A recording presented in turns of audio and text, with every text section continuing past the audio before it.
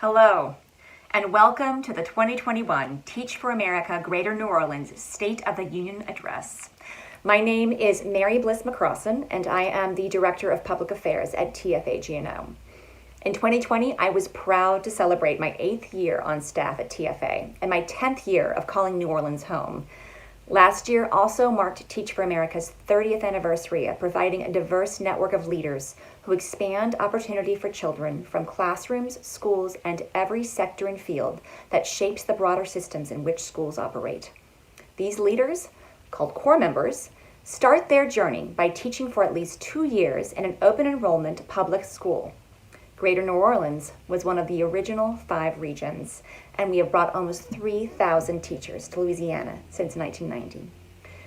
While the events of 2020 made it difficult for us to celebrate this milestone together, we look forward to sharing important stories, memories, and interviews with you in the coming weeks. These stories will honor the dedication and impact of the many people who work to provide an excellent education for students across Louisiana since Teach for America began. We'd like to thank our generous partners at Entergy for sponsoring our 30th anniversary campaign and for their support of schools and education organizations across the region. In the last 30 years, our community has experienced a myriad of pivotal events and transformations to our local education system, with few so impactful as the COVID-19 pandemic. Our students and families have been hit hard by this pandemic, and our teachers and school staff have put their lives on the line to support them. Leadership has always been a core value for Teach for America, and our core members, alumni, and school partners have embodied this value more this year than in almost any other. Over the past 10 months, we have been inspired and humbled by these stories of leadership that we've heard from across the region. We'll share some of those stories with you tonight. Alongside the pandemic, our country was reckoning with the long-standing effects of racism in our country. As we work to confirm our 2020 core of teachers, Teach for America knew we would need to prepare them to lead in different ways and teach in all modalities this year. With only a few weeks to plan, Teach for America moved our training institute to a virtual learning platform this summer. TFA staff across the country, including here in GNO, created a whole new curriculum and several new learning modules to safely train and develop our incoming core for a school year unlike any other. The results have been outstanding, but don't take my word for it. Listen to what our core members, staff, alumni, and guest speakers had to say about joining Teach for America in this unprecedented year.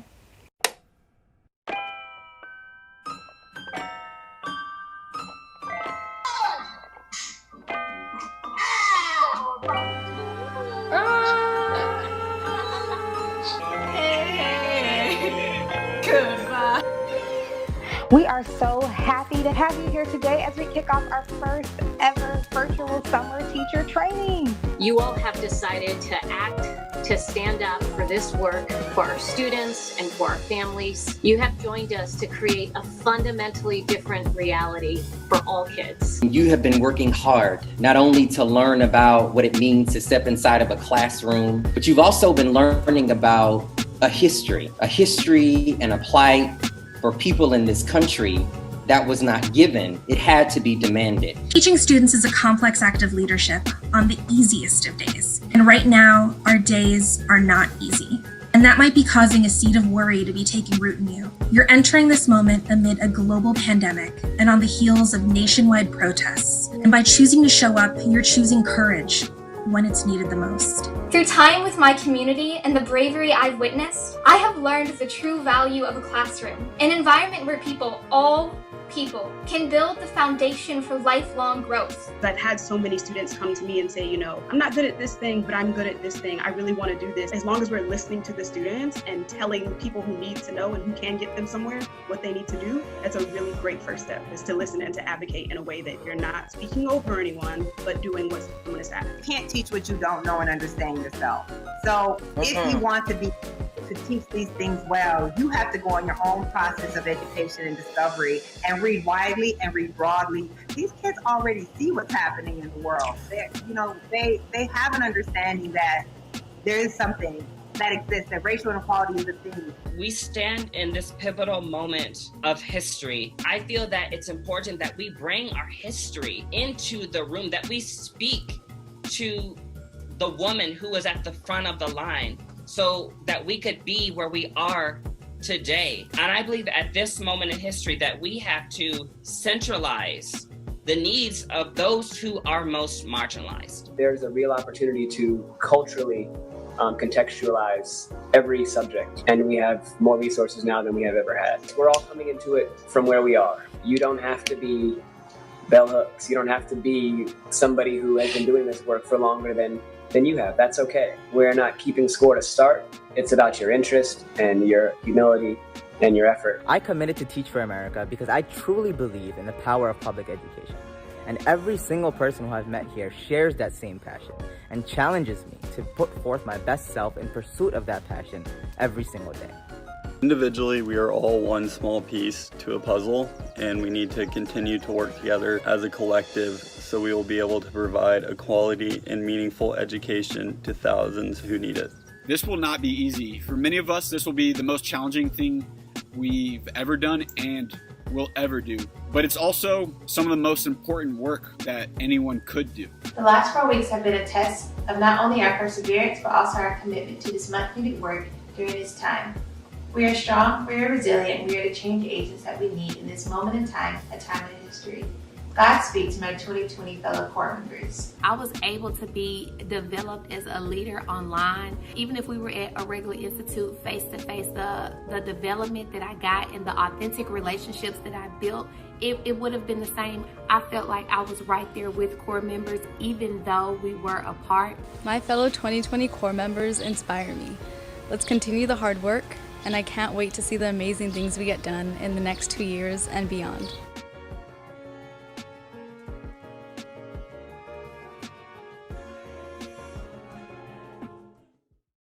And now I am honored to introduce Joy Okoro. Joy is a 2008 Teach for America Greater New Orleans alumna who has worked on staff for almost a decade, most recently serving in the role of TFA GNO's Executive Director for almost 3 years. Her leadership has empowered our team to respond to the needs of our teachers, alumni, and broader community with innovation and dedication during this challenging time. So without further ado, please join me in welcoming Joy Okoro.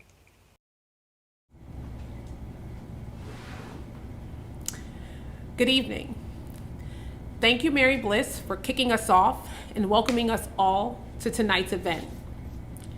As Mary Bliss mentioned, we are kicking off our 3-day weekend themed Service, Solidarity, and Solutions with tonight's State of the Union address, ending with our annual MLK Day of Service in partnership with our friends at City Year this coming Monday.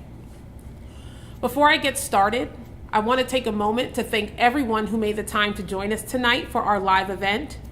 To all guests within the TFA network, corps members, alumni, current and former staff, our donors, particularly our friends at Entergy, schools and community partners, and the students and families we work alongside each day. I'd also like to acknowledge my predecessors as I follow a line of strong women who have led the TFA Greater New Orleans region, former executive directors Sarah Usden, Mary Garton, and Kira Orange-Jones. My career as an educator began 13 years ago with my experience as a Teach for America corps member right here in Jefferson Parish. And since that time, I've witnessed many selfless acts of leadership and an ambitious change effort that has paved the way for many other cities and urban districts across our country. Teach for America Greater New Orleans has been an integral part of that local change effort, and this year we celebrate 30 years of impact nationally and locally. When I reflect on our key milestones over the past 3 decades, I'm reminded that we brought in our first corps of 45 teachers in 1990 and continue to bring 30 to 50 corps members per year to parishes across southern Louisiana for the following 15 years, which was the start of a leadership force of alumni that is now almost 1,100. Post-Katrina in 2006, our corps members and alumni worked alongside many leaders in the community and were instrumental in transforming the education landscape during this time. Some focused on opening new schools, and others provided much needed emergency response support. Things were moving quickly during this era, and decisions were made that greatly impacted our community. Taking into account the decisions that were being made on the state and local level, we responded to the request for support by increasing our partnerships with local schools and districts. This began our growth phase, where we were bringing in nearly 200 teachers per year to serve across 8 parishes, primarily Jefferson, our state's largest district. In the end, our scale did help our education system make impressive gains over the course of the next few years. We were opening new schools, building proof points, and by the end of 2012, we had heard the call from our community to focus on diversifying the core. In 2013, Teach for America Greater New Orleans' direction pivoted to focus on strategic impact and increasing equity in our schools. We narrowed the number of parishes we were supporting, focused our energy on Orleans and St. John Parish, and increased our partnership with local HBCUs. Concretely, the 2019 core looked vastly different than the 1990 core. Currently, 45% of core members in Greater New Orleans identify as people of color, and 41% of our core members come from a low-income background. We understand why the students we serve, almost all of whom are students of color from low-income communities, need to have teachers who look like them and can connect to their experiences and backgrounds, and we have prioritized diversifying our core in response. 3 years ago, when I stepped into the role of Executive Director, I set out with a clear vision and declared that it was time for us to start a new chapter of Teach for America Greater New Orleans. That vision centered on, 1, ensuring that our teachers are good and skilled educators. And we did this by right-sizing our core. I believe that bringing in a core of 40 to 50 teachers each year allows us to continue to support the much-needed recruitment effort of our city, while designing and executing a program of learning and development that produces a high-quality educator. 2, increasing the support and development of our alumni base of 1,100, 90% of whom continue to do work that impacts issues of equity in education and GNO, in part because of their experiences in the classroom as a core member. Our increased focus on alumni will help to ensure that they are able to amplify their impact not only in schools, but to also impact issues of equity in policy, entrepreneurship, and in the business and social sectors.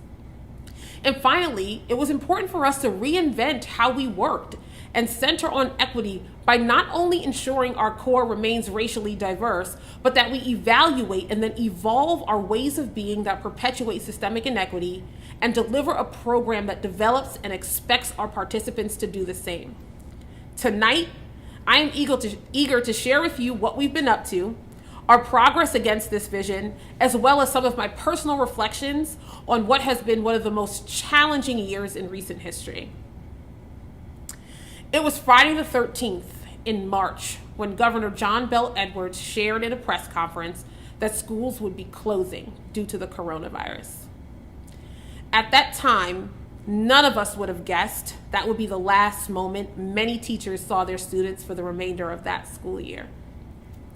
What I thought would be a few weeks quickly turned into months, and we were faced with closing out the school year with our current core members virtually. And we were faced with the hard decision of whether or not we should even still field the 2020 core, all the while protecting the health and well-being of our staff. I was reminded to go back to a time that resembled the crisis moment we were in. So I got on the phone with current and former school leaders and alumni who led during the Katrina era and simply asked, should we bring in a core? Admittedly, I was surprised by the resounding yes. It was clear that despite the unknown, we were clear-eyed about the need for educators and that we should bring them and that we'd figure it out. And so we did. This year, we welcomed 58 courageous leaders who 90% of which say that if they had they known what they know now, they would still choose to do this work. At Teach for America, we too quickly pivoted and stood up a virtual summer institute where we trained 2,800 teachers completely virtually, which gave them a leg up in understanding the elements of the challenge ahead. We shifted to support our network online through developing a social identity and presence, including online events. We redesigned our coaching efforts to account for virtual, in-person, and hybrid learning to ensure that our newest teachers had access to the support they needed. Even more excitingly, our teachers worked tirelessly and patiently to create online learning engagement for students and sought to find new ways to build relationships with parents. On March 13th, the very same day that we got the news of school closures, we also learned of the brutal murder of Breonna Taylor in Louisville, Kentucky. The timing may be a coincidence, but the connection between the pandemic and Breonna's murder is not. What binds these two events together is systemic racism and the inequity that it produces. The pandemic has highlighted the inherent inequities in our education system. Within a matter of days, we saw one set of students use their privilege to explore extracurriculars, foreign language, and sustain learning with tutors, while another group of students lacked personal computers, adequate Wi-Fi, and meals. If we need to, we could draw the line and see the racial divide, the same way you would if you were to look at one of the 1,127 men and women killed at the hands of law enforcement in 2020 alone. To close out the 1920 school year, school leaders, several of whom were Teach for America alumni, got together though, and in a matter of days devised a plan to have meal pickup stations at several schools. The district, elected officials, and staff worked to secure PPE and technology to move our city as close to one-to-one laptops as possible. Our philanthropic partners quickly shifted to pour financial resources into COVID emergency response. As the summer came to an end, district and school leaders were making difficult and somewhat unfathomable choices about the best way to start a new school year and adhere to the new mandates. Several partners focused on transparency and parent voice and choice, and while we supported those efforts at Teach for America, we sought to focus on the teacher and evaluate that voice and elevate that perspective. Alongside the first responders and essential workers, our teachers were having to make challenging choices with very little say and input. Last fall, Teach for America Greater New Orleans launched a survey open to all teachers in Jefferson, Orleans, and St. Bernard parishes, where we posed the question, what do you want people to know? And understandably, teachers are concerned about the health risks for both themselves and their students associated with in-person learning, with some questioning if teaching is even a safe and sustainable career anymore. Our findings were consistent with the current data from the American Federation of Teachers, which states that more than 30% of teachers that they surveyed say that the pandemic has made them more likely to retire early or leave teaching altogether. While it is true that the pandemic has caused a lot of teachers to question their health and safety, they have not questioned their commitment to students. This school year, Teach for America has seen the highest retention of core members that it has in the past 5 years. Our teachers are the backbone of our education system, and I urge us all to listen to them as we continue to navigate the ongoing pandemic. And most importantly, if we are going to ensure that students have access to limitless opportunities, we must treat the disease that is white supremacy, but also its symptoms. We see these symptoms show up in seemingly small and insignificant moments that creep up in our boardrooms, in our classrooms, in doctors' offices, that create the disparate experiences we are seeing for people of color. But they are not small. They are in fact huge. Much like many other organizations, at Teach for America, we were forced to confront the ways that we perpetuate systemic inequity and uphold tenets of white supremacy. We have been fighting for one day and for all kids for 30 years. We have long known that a zip code can often and does predict the life outcomes for a student. We spent decades working to funnel talent into the public education sector, and we diversified that talent force over time. The fight for diversity, equity, and inclusion is not a new one at Teach for America. However, declaring and committing to becoming an anti-racist organization is. As we consider what we must do in 2021 and beyond to create equity and excellence for all, I believe we must stare the realities of systemic racism in the face and work to dismantle it piece by piece. For us at Teach for America, that looks like rebuilding our program that seeks to develop anti-racist educators, unpacking 30 years of culture and practices, and atoning where necessary. The insurrection at the Capitol last week has proven that our nation is at risk if we don't. So, what's ahead as we close out the remainder of this academic year still in a global pandemic? That some people have been referring to as the year of lost learning. I, alongside many educators, know and laugh at that notion because we see what teachers and students are co-creating despite the obvious obstacles. My take is that this has absolutely been a year of learning, but perhaps we're learning lessons we never sought out to learn. The pandemic is revealing an important set of insights about where we are as a nation and where we are as a city regarding how we approach public education. Our very fundamental understanding of what school is being put to the test this year. Grade levels by age, asynchronous versus synchronous learning, an 8-hour day, in-person learning, etc.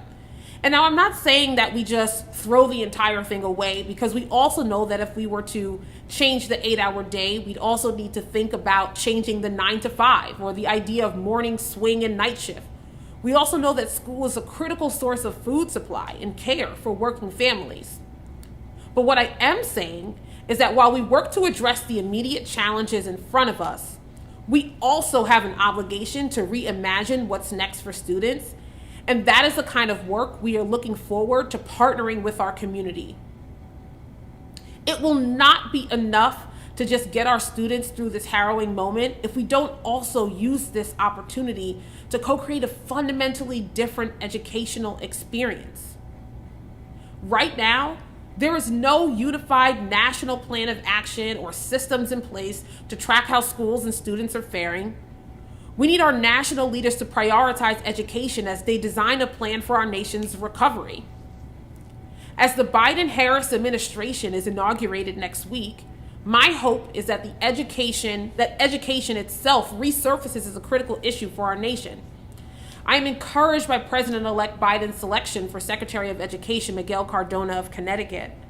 I'm optimistic that as an educator and a current systems leader himself, he will focus on resetting a national agenda focused on implementing health and safety measures and mandates for all students, faculty, and staff, that he will protect the rights of students, particularly students of color, LGBTQ students, and those students with disabilities, and finally establish adequate and increased funding to support Title I schools, all of which I believe the state of Louisiana could benefit from.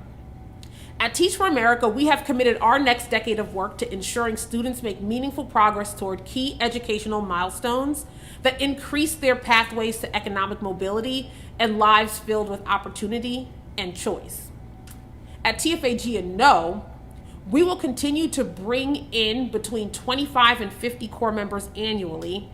However, we have launched 2 new programs that jumpstart our new and necessary alumni innovations. Last year, we became a mentor teacher certification partner with the Louisiana Department of Education. And subsequently, we launched the Alumni Coaching Fellowship, where alumni still in the classroom will coach first and second year teachers in the building that they're currently working in, while having the opportunity to pursue a mentor teacher certification.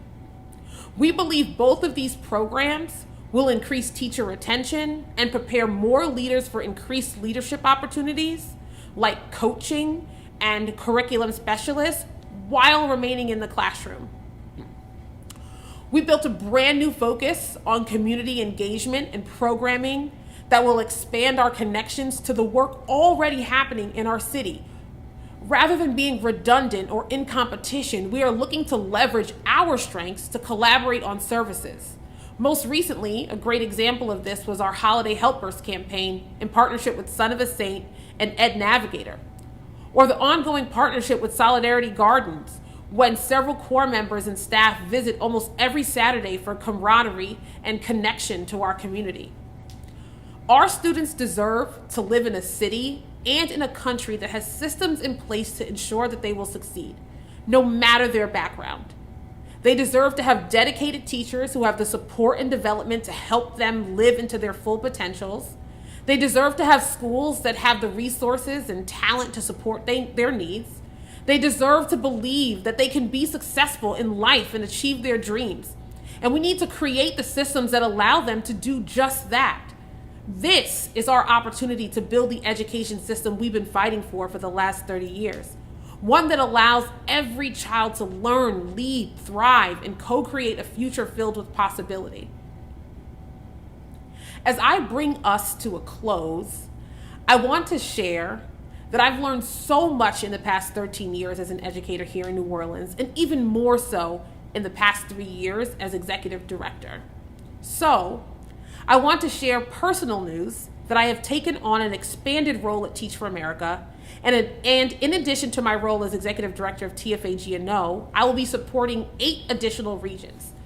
This role will enable me to take the learnings I've received over the last 3 years and coach other executive directors who are grappling with similar and new challenges.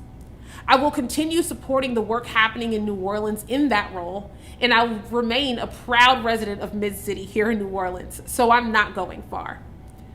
I will soon be launching the search for a new executive director of Greater New Orleans, with more information on that to come in the coming weeks. This year, we set out to celebrate our 30th anniversary with the theme of transformation. We are not only reflecting on the transformation of our education system over the last 3 decades, but also we are looking into the future and embracing the transformations to come as we explore how TFA needs to evolve in order to meet the needs of our communities and schools. Our original plan was disrupted by the pandemic, but we got creative and thought of other ways to honor and celebrate our impact. Throughout this year, we will be telling the story of TFA in various ways, and we're committed to openly sharing our journey toward change and anti-racism. As we begin a weekend celebrating service, solidarity, and solutions, we remember the legacy and spirit of Dr. Martin Luther King Jr. It's only appropriate that we end tonight's address with the words of our teachers. But before we share the video, I want to express thanks for all of you taking the time to join us this evening, and I look forward to being in touch. Stay safe, stay healthy, and wear a mask. Now let's watch the video.